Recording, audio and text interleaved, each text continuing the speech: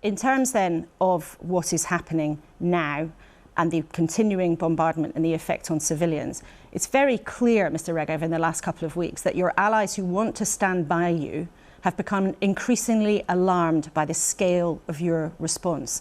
The American Vice President Kamala Harris said yesterday that Israel has a right to defend itself, but not at any cost.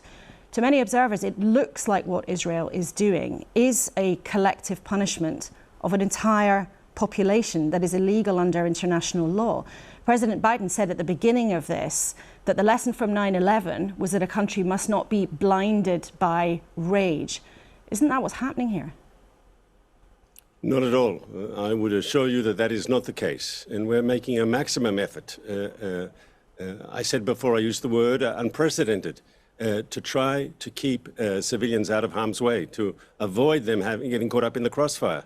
That is not our goal. That's why we've actually sent out maps a few days ago, which designated the safer areas for people to go to.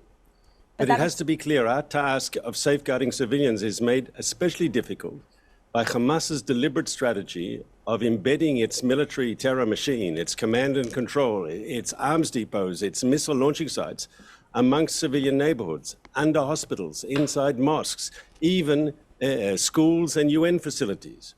And so we are trying to be as surgical as we can be in a very difficult combat situation.